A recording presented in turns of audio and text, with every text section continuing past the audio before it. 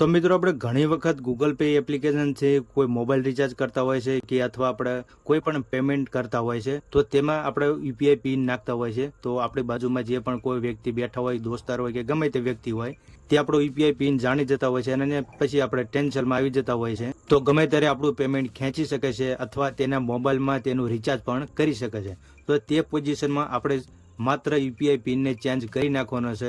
તો વિડીયોને લાઇક નથી કર્યો તો વિડીયોને લાઇક જરૂરથી કરી દેજો અને અમારી ચેનલ ટ્રેક ઇન્ડિયા ટેચને પણ સબસ્ક્રાઈબ કરવાનું ના ભૂલતા. તો પછી ચાલો આપણે વિડીયોને સ્ટાર્ટ કરવી. તો મિત્રો Google pay application UPI pin change કરવા માટે સૌથી પહેલાં તમારે ગૂગલ પે એપ્લિકેશનને ઓપન કરી લેવાની છે. એપ્લિકેશન ઓપન કર્યા પછી તમને આવું ડેશબોર્ડ જોવા મળી જશે. તમારે અહીં ઉપર તમે જોઈ શકો છો પ્રોફાઇલનું આઇકન છે, તેના પર ક્લિક કરી દેવાનું છે. મિત્રો પ્રોફાઇલના આઇકન પર ક્લિક કર્યા પછી તમે જોઈ શકો છો તમે જેટલા પણ આ બેંક એકાઉન્ટ એડ કર્યા છે તે તમને જોવા મળી જશે. તો તમને અહીં ક્યાંય પણ તમને યુપીઆઈ પિન ચેન્જ કરવાનું ઓપ્શન નહીં મળે. આ બેંક એકાઉન્ટ છે તેના પર ક્લિક કરી દેવાનું છે અને તમારે જે પણ આમાં તમે આ મલ્ટીપ્લાય એકાઉન્ટ એડ કર્યા હોય તે તમને જોવા મળી જશે. તેમાંથી તમે કયા એકાઉન્ટનો તમે યુપીઆઈ પિન ચેન્જ કરવા માંગો છો તે તમારે ડિસાઇડ કરી લેવાનું છે. તો મિત્રો જે સૌથી પહેલા બેંક છે તેનો હું યુપીઆઈ પિન ચેન્જ કરીશ. આ માત્ર તમને દેખાડવા માટે ચેન્જ કરવાનો છે. તો ચાલો હું ક્લિક કરી દઉં.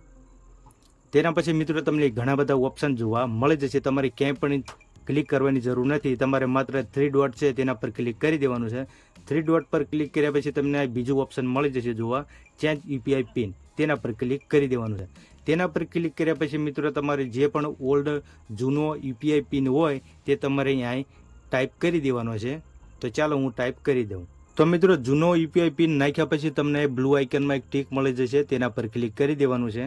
તેના પર ક્લિક કર્યા પછી તમને નવો યુપીઆઈ પિન ક્રિએટ કરવાનું તમને બોલી દેશે. પિન જે પણ તમારે યુપીઆઈ પિન રાખવો હોય તે તમે અહીં નાખી શકો છો. તો ચાલો હું એક યુપીઆઈ પિન ક્રિએટ કરી લઉં.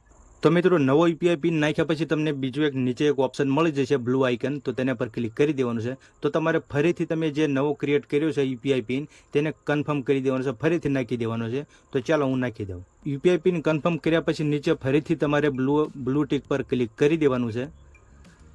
બ્લુ ટિક પર ક્લિક કર્યા પછી તમે જોઈ શકો છો આપણો યુપીઆઈ પિન ચેન્જ થઈ ગયો છે. હવે કોઈ પણ વ્યક્તિને ખબર નહીં પડે કે તમારો યુપીઆઈ પિન કયો છે અને તમારું પેમેન્ટ પણ સિક્યોર છે, તમારું એકાઉન્ટ સિક્યોર છે.